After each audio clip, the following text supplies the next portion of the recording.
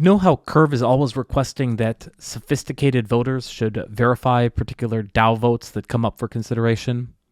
Well, good news. By the end of this tutorial, you will be a sophisticated voter.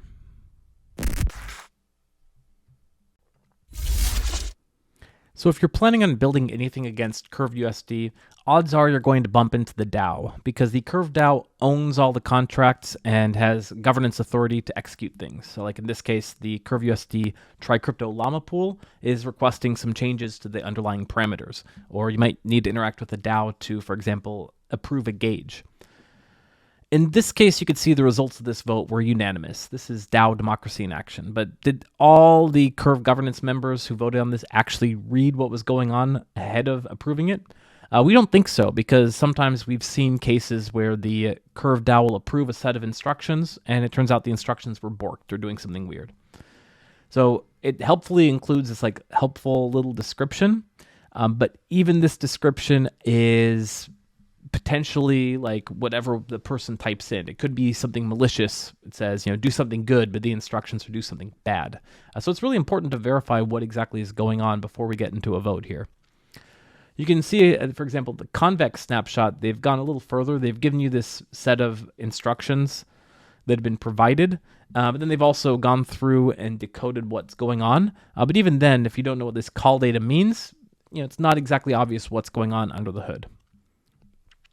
Whenever you have questions about anything going on with the Curve ecosystem, the first place you should, of course, look is the Curve technical documentation. And if there's ever any questions or confusion about the Curve documentation, feel free to just reach out to us, because the docs are updated very frequently and they're incredibly comprehensive. We want to make sure that it's covering any questions you might have. In this case, you can see that the Curve voting app is done via Aragon.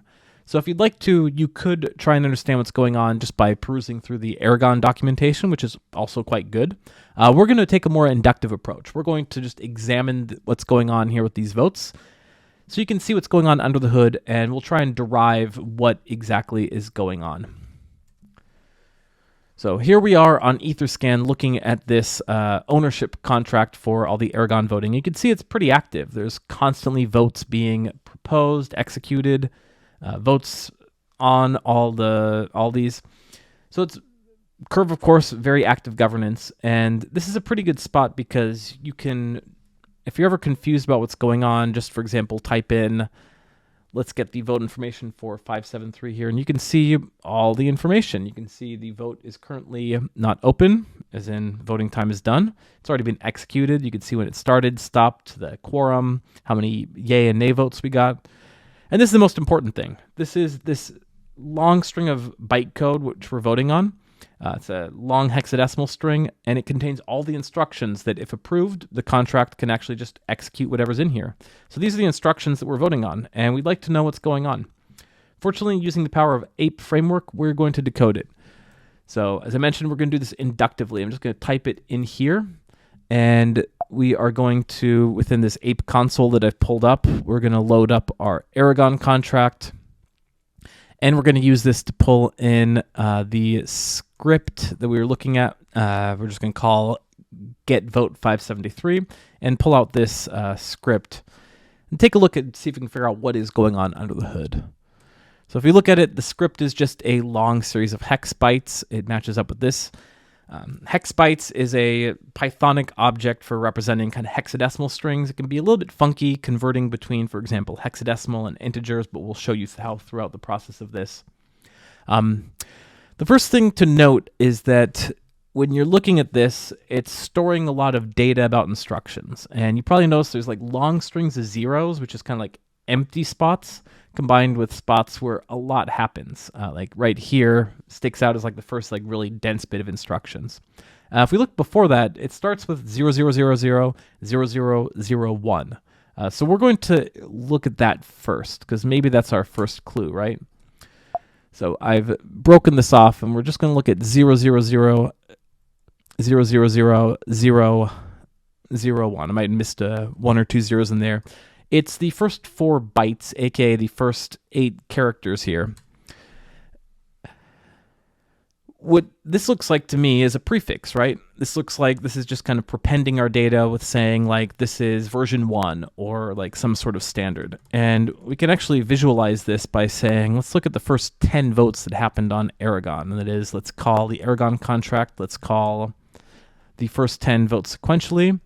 Let's look at the script and let's look at the first 4 bytes. And within this, let's print the result. And what we're going to see, hopefully, is that they in fact all share these exact same bytes. Every single vote that's coming through the Curve DAO, just the first 4 bytes are kind of reserved for 0001. So we can kind of use this to verify that this is what we think, it's formatted properly, but other than that, we can kind of ignore it as long as it's got this. Like, this is, interesting, but kind of case closed. Going through it next, we mentioned that there's like this big string of dense characters before we get into a bunch more zeros. So let's consider this our next clue. What if these next 40 characters, which would correspond to the next 20 bytes, maybe this is something? Because if you look at it, doesn't it kind of look a bit like an Ethereum address? 0x and then about the right length for an Ethereum address.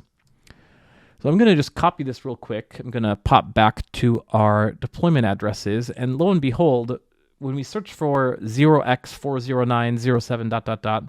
that's just the Aragon agent. And as you can read here, these are deployments that correspond to different owner accounts, and contract calls are executed from these addresses. So this is our next kind of clue as to what's going on here.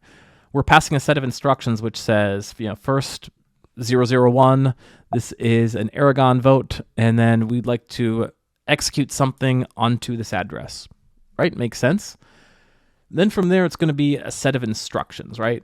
Like, we might need to call something simple. In this case, this is just applying parameter changes, so it's not big instructions, but this might be really complicated instructions, like completely reconfiguring all the parameters and writing those. So this is our next clue, right? Like, we see a bunch of zeros, and then the first characters after that is a 4. So these are 8 characters, aka 4 more bytes. We can see 24.28 is, maybe this is something here. So what this whole string of hex bytes that we're playing with kind of looks like is a structured data format. This is, if you go back to kind of the early days of computer science when storage was very scarce, like you were having to put things on floppy disks or like modems with like glacial internet speeds. And you had to have like pretty standard ways of storing data. And one of the ways to do this was to basically reserve storage slots. So when you're dealing with an object like this, what it would be is you'd say, like, first 4 bytes are always this, sort of like fixed width. The next 20 bytes are going to be an address, because we know those will always be the same length. But instructions might be variable length. So if you want to have like a variable length field, which could be 5 bytes, it could be 5,000 bytes, you just have to tell the program or the parser how many bytes should you expect after this. So essentially you put all the fixed fields first, then you put the variable fields. That's what this looks like to me. So I would guess that this here, which is reserving, let's say, like enough data that you could have a pretty large or pretty small integer. I'm just going to guess that this is an integer value for a length of instructions to follow. So to test this, we can actually just pull out the integer value of this by passing this in to the built-in Python integer function and converting this from hexadecimal into integer decimal value. And if I'm right, then the next 164 bytes are going to be particularly important. So we're talking about script 28 to 28 plus 164, which is going to basically be this. If we look down here, we see a CD followed by a bunch of zeros, and then it gets to a 4. So we're talking about like this giant chunk would be our instructions. So this is what we're looking at, right? We're looking at chunking our data in this way, if I'm correct. So if this is accurate, then if we pass this chunk to this address, it's going to be meaningful. And we can actually test this because Ape Framework, like Brownie before it, had a built-in decode input function. It's basically saying if we have a contract of, in this case, this address, this contract is going to be able to parse input And if it makes sense, if it is compatible with the ABI, then it's going to be able to be translated back into human readable instructions. So we'll use the decode input function on this contract, and we're going to pull out 28 to 28 plus 164. And moment of truth, lo and behold, this made sense to the contract. If we were trying to pass something weird, if we were trying to pass, let's say, 10 extra bytes, it's going to say, oh, this didn't quite make sense. But this gave us something real. This instructions is saying, call this contract, run the execute function, pass a separate target contract, pass this separate hex code of data. And it should also look familiar from the convex thing here, because this is the same contract and this is the same call data. We can keep going down the rabbit hole to exactly understand what's going on. So I'm going to take this input here from our previous call. I'm going to call this our instructions equals this. And this is the kind of, this one. Instructions equals this. And we want the first item of it. And this gives us this.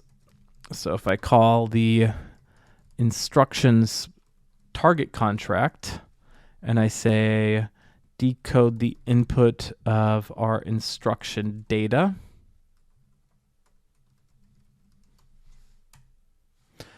it's simply calling our target contract F5 and running the apply new parameters function. We can pop back over to Etherscan and confirm that this is in fact crvUSD.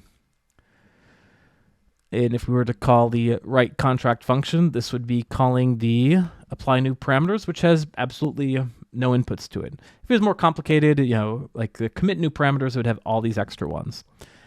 But this is looking pretty good. We could repeat this. These are the remainder leftover instructions. We can see it looks pretty much the same, right? So everything after this, we would see script 28 plus 164. Take the next 28 plus 164 plus 20 bytes, and we get that same address. If we're then looking at the length beyond that, that would be plus an extra, I think we said 4 bytes to get the length. This we can pass into an integer and decode and see that yet again it's 164. And sure enough, if we were to pass to that contract, same address, pass it the new instructions, in this case 28 plus 164 plus 20 plus 4, all the way through 28 plus 164 plus 20 plus 4 plus another 164, and we get yet again to a different contract, not F5, but 2889, that same set of instructions, that same byte code. So that's going to be basically going back to this contract, which is try crypto llama. That's the one that's got the crvUSD that we care about. So you can see now that as we look into what exactly is going on underneath the hood, it's not all that tough. It's a fairly standard format. It's designed to be machine readable. And we've included an accompanying script that you could use to just go through and verify and check and decipher any historical curve vote to this particular Aragon contract or other Aragon contracts, as the case may be. We hope you find it useful. This is in the companion GitHub repository. As always, if you have any questions about that, we're always on call, so drop them in the comments. Make sure to like, share, subscribe, all that usual stuff, and don't be a stranger. We're here to help.